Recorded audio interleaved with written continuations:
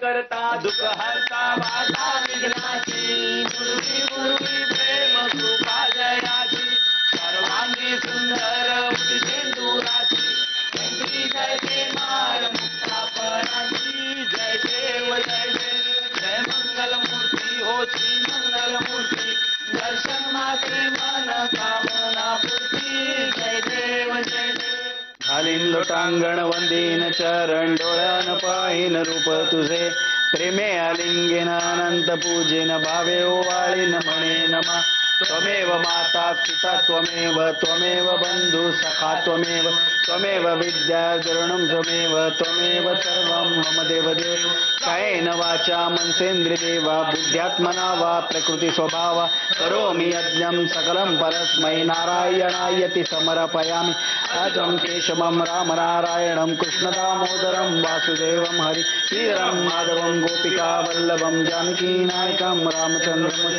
हरे राम राम राम हरे हरे हरे कृष्ण कृष्ण कृष्ण हरे हरे. काही म्हणा यशजीजू, आपल्या दादांचं चुकलंच, जाम चुकलं. दादांचं चुकलं काय?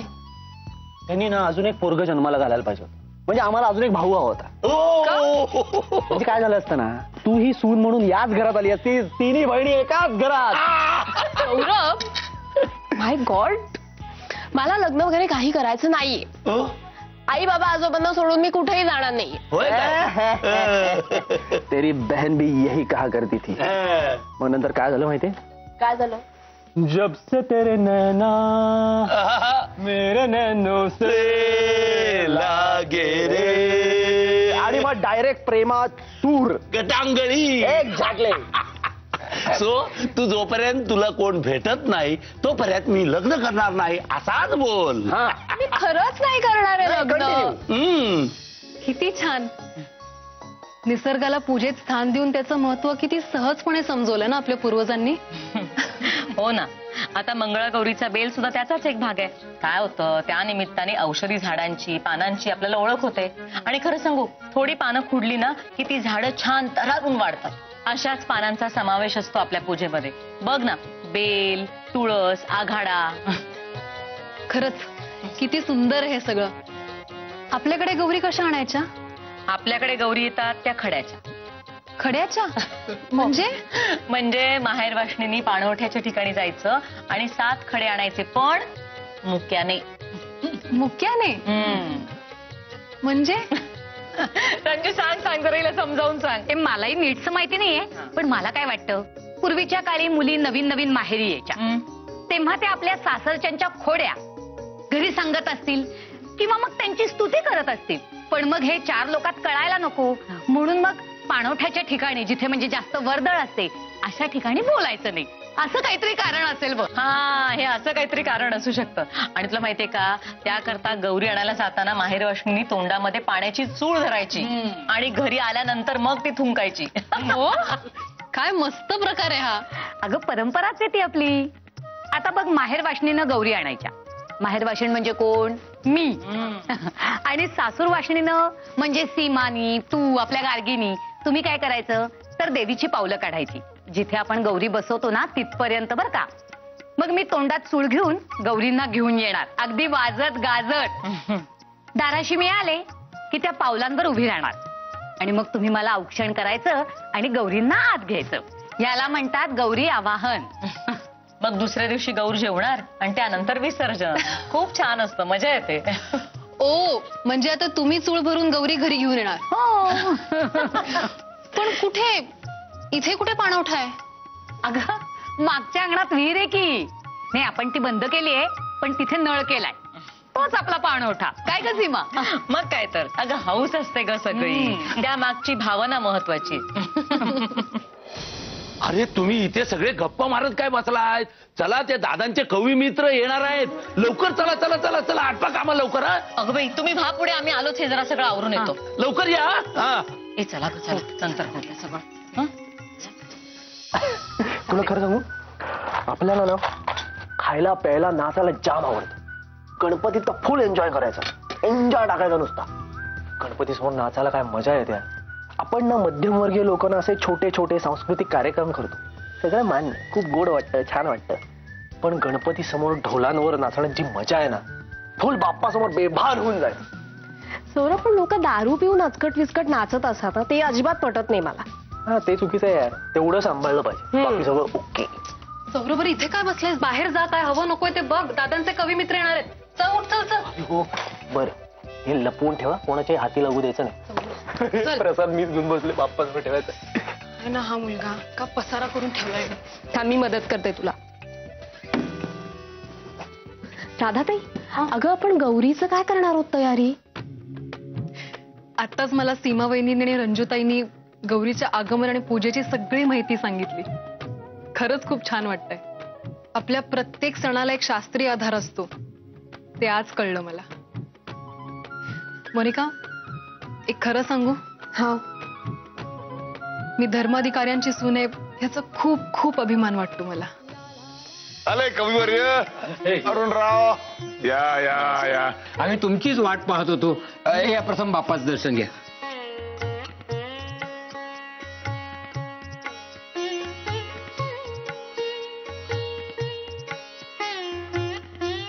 आता कवितेच्या सुवासिक फुलांचा वास दरवळायला लागलाय, तेव्हा त्या सुवासिक फुलांचा छान हार गुंफण्यासाठी तसा छान सूत्रधार असायला हवा. आणि म्हणूनच मी ख्यातनाम कवी अरुण म्हात्रे यांच्याकडे आजच्या कार्यक्रमाची सूत्र सोपवतो. नमस्कार. आज या गणेशोत्सवाच्या निमित्तानं आणि दादा धर्माधिकारी यांच्या घरामध्ये तुम्हा सगळ्या लोकांच्या समोर कविता वाचताना खूप आनंद होतो आहे. आणि आज कविता वाचायला माझ्याबरोबर प्रसिद्ध निसर्ग कवी नलेश पाटील आणि आजच्या काळातला समकालीन तरुण कवी रणजित पराडकर असे दोघे जण आहेत. नलेश, आजच्या मैफलीला तुझ्या कवितांनी सुरुवात होऊ दे. यांच्या कवितेमध्ये एक एक चित्र निसर्गाची इतकी देखणी असतात की तू नुसती बघत राहावी अशी. ऐकूया आपण नलेश पाटील यांना. शाडूची माती, शाडूची माती पाना फुलांचे रंग, शाडूची माती पाना फुलांचे रंग, पार्वतीचा पुत्र निसर्गात दंग.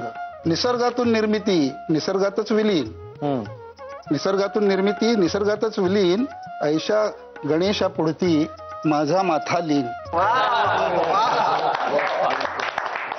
घनप्राशन करून गेलो आहे मी भरून, माझ्यासाठी हा वरुण किती आला भर जरून. घनप्राशन करून गेलो आहे मी भरून, भीर भीर पाखरान आभाळाच्या लेकरान, घन घन उसवून रिमझिम वलरान. घनप्राशन करून गेलो आहे मी भरून, सर हातावर घेता झाले हाताचे या पान, मी सळसळून गेलो वारा पिऊन पिऊन. आणि शेवट असं आहे की दोर नदीचा धरून गेलो डोंगर चढून, दोर नदीचा धरून गेलो डोंगर चढून, मी सोवळ्या धुक्यात गेलो आकाशी पोहून. घनप्राशन करून गेलो आहे मी भरून, माझ्यासाठी हा वरुण किती आला भर जरून. घनप्राशन करून गेलो आहे मी भरून.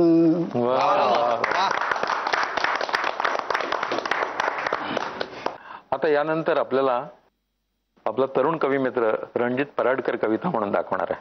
मी राधासाठी पहिली कविता म्हणतो, अगं पण कविता आहे सौरभच्या मनातली.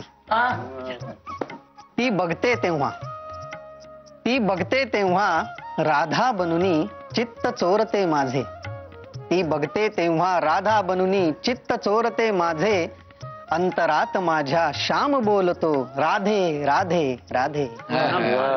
ती बघते तेव्हा, ती बघते तेव्हा गंध प्यायले रंग उधळती वारे, मज वाटे रंगीत गंधित धुंदित भवतालीचे सारे. ती बघते तेव्हा, ती बघते तेव्हा असे वाटते बघून बघतच राहो, क्षण एक आज हा इथेच ऐसा क्षणभर थांबून राहो. ती बघते तेव्हा. आता थोडं ती बघते तेव्हा राधाला काय होतंय स्वतःला, हे तर झालं सौरभच्या मनातलं. तर ती बघते तेव्हा लाज लाज रे गाल गुलाबी होती, मधुशाला सारी जणू मांडली लाल रसिल्या ओठी. ती बघते तेव्हा हृदयामधुनी तीर पार तो जातो, मी हाय बोलुनी पुन्हा पुन्हा तो छातीवरती घेतो. ती बघते तेव्हा. आणि अखेरीस ती बघते तेव्हा शब्दांचाही गोंधळ थोडा उडतो, अर्थाच शोधणे व्यर्थच असते फक्त पसारा उरतो. ती बघते तेव्हा. धडधडते हृदय जरा झेलुनी पहा, मग वेड्या शब्दांनी बोलुनी पहा. रोज तेच स्वप्न काय जागवी तुला, एकदाच पापण्यास चुंबुनी पहा. मग वेड्या शब्दांनी बोलुनी पहा. नात्यांचा वेल सजे कुंपणावरी, एक तरी फूल खरे वेचुनी पहा. मग वेड्या शब्दांनी बोलुनी पहा. दाद खऱ्या शब्दांना द्यायची तुला, डाव आधी मौनाचा खेळुनी पहा. मग वेड्या शब्दांनी बोलुनी पहा. कविता लिहायला घेतल्यानंतर 43 वर्षांनी काय होतं एखाद्या कवीचं, त्याची ही कविता आहे. ती कविता अशी आहे. छातीत फुले फुलण्याची, वाऱ्यावर मन झुलण्याची, ती वेळ निराळी होती, ही वेळ निराळी आहे. डोळ्यात ऋतूंचे पाणी, मौनात मिसळते कोणी, वाळूत स्तब्ध राहताना लाटेने गहिवरण्याची. ती वेळ निराळी होती, ही वेळ निराळी आहे. तू वळून हसलीस जेव्हा, नक्षत्र निथळले तेव्हा, मन शहारून मिटण्याची, डोळ्यात चंद्र टिपण्याची. ती वेळ निराळी होती, ही वेळ निराळी आहे. ज्या चंद्र कवडशा खाली कुणी साध घातली ओली, मग चंद्र वळून जाताना किरणात जळून जाण्याची. ती वेळ निराळी होती, ही वेळ निराळी आहे. गावाच्या सीमेवरती जगण्याच्या कायेती, त्या कौलारू स्वप्नांना आयुष्य दान देण्याची. ती वेळ निराळी होती, ही वेळ निराळी आहे. हे गाणे जेव्हा लिहिले मी खूप मला आठवले, शब्दास हाक देताना आतून रिते होण्याची. ती वेळ निराळी होती, ही वेळ निराळी आहे. छातीत फुले फुलण्याची, वाऱ्यावर मन झुलण्याची. ती वेळ निराळी होती, ही वेळ निराळी आहे. ही वेळ निराळी आहे, ही वेळ निराळी आहे.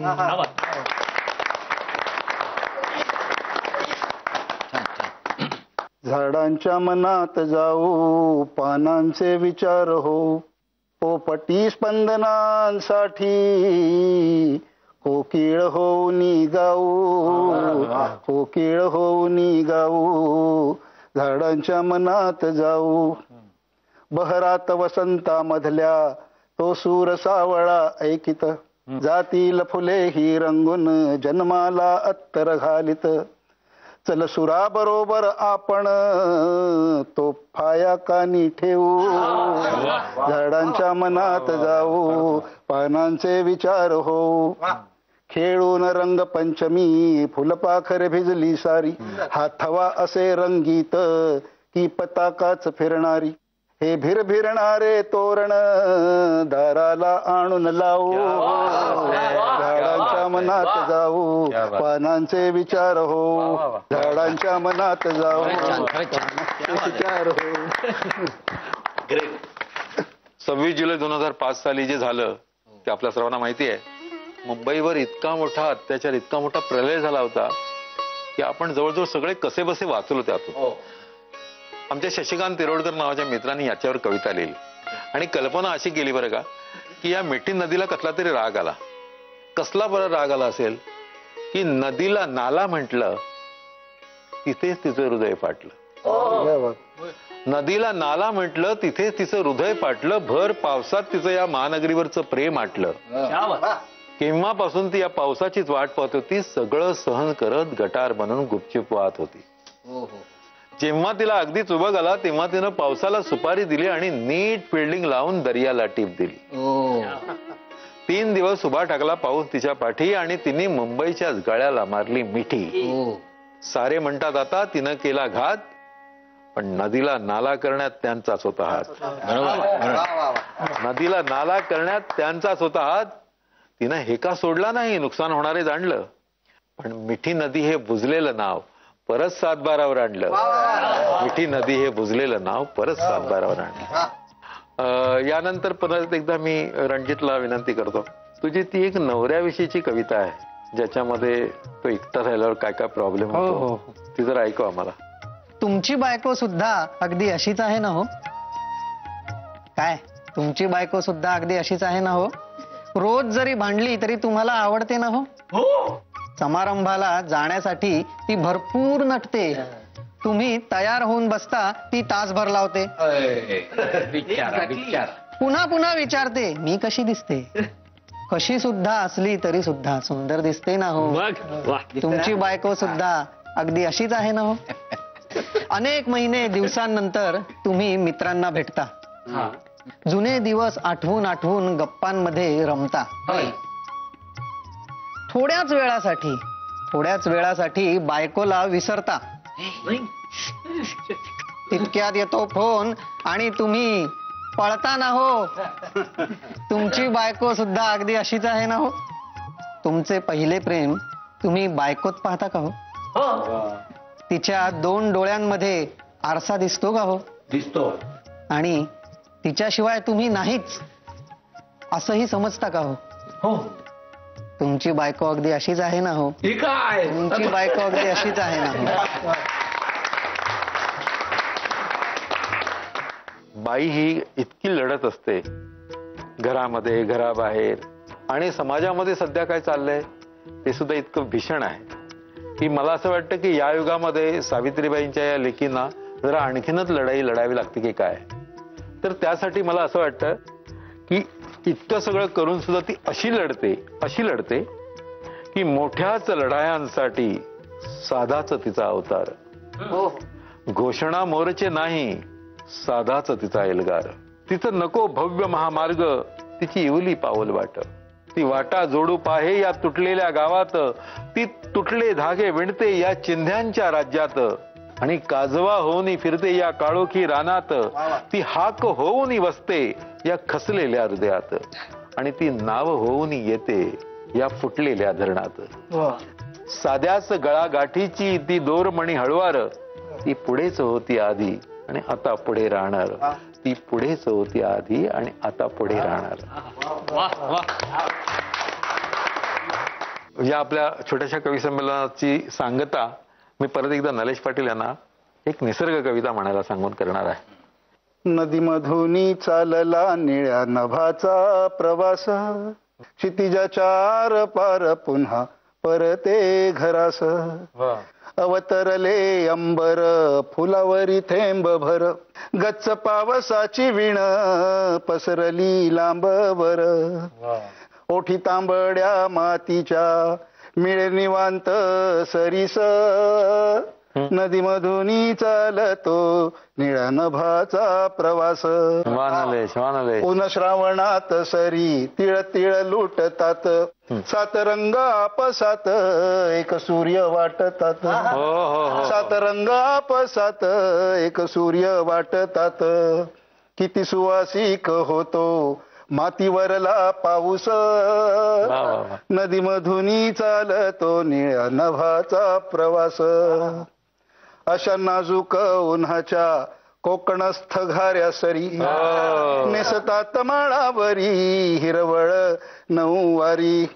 वारात रंगाच्या तारा छेडी पाण्याच्या काठास क्या बात आहे. नदीमधून चालतो निळ्या नभाचा प्रवास पाण्यामुळेच रानात पडे हिरवा प्रकाश क्या बात आहे. नदीमधून चालतो निळ्या नभाचा प्रवास भाळावरल्या डोहात डोहरानीचे ओतले चित्त निळे भोर माझे त्यास घन मोल आले अंतरंगात श्रीरंग उभा टेकुनी मनास नदीमधून चालतो निळ्या नभाचा प्रवास क्षितिजाच्या आर पार पुन्हा परते घरास नभाचा प्रवास. वा, वा, वा.